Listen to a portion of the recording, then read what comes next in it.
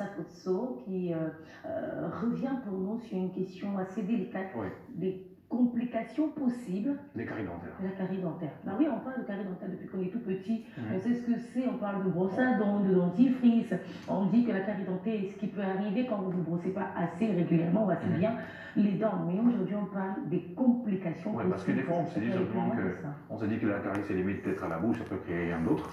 En tout cas, ce matin, le chirurgien dentiste Arnaud Safotso, patron du cabinet dentaire Safi, nous donne tous les détails. Écoutons attentivement.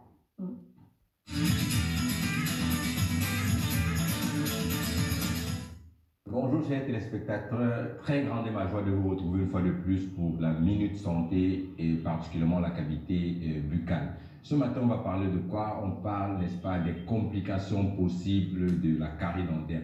Cette pathologie-là qui c'est vrai est la plus célèbre de la cavité buccale, mais peut commettre des dégâts encore plus grands parce que la carie dentaire, figurez-vous, est, n'est-ce pas, cette déminération du tissu dentaire qui conduit à une cavité comme la définition l'indique.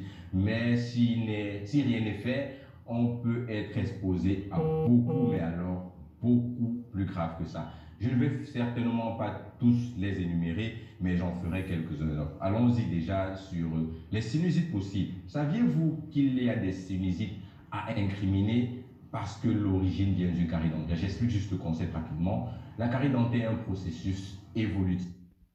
On commence forcément à un stade 1.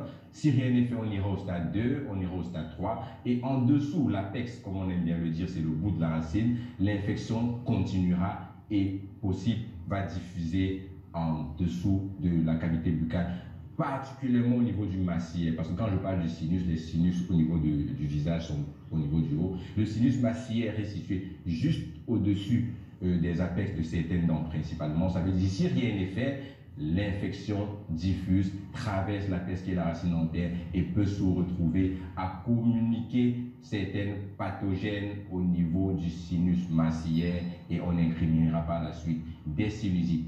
Sans toutefois dire que toutes les sinusites sont d'origine dentaire, mais une bonne partie pourrait l'être. Raison pour laquelle il est bien de prendre à temps cette carie dentaire-là. Il y a des complications liées de même au cœur, on a des cardiopathies, on a des arthroses et bien au-delà, on a des maux liés même au cerveau. Le concept, il est presque le même.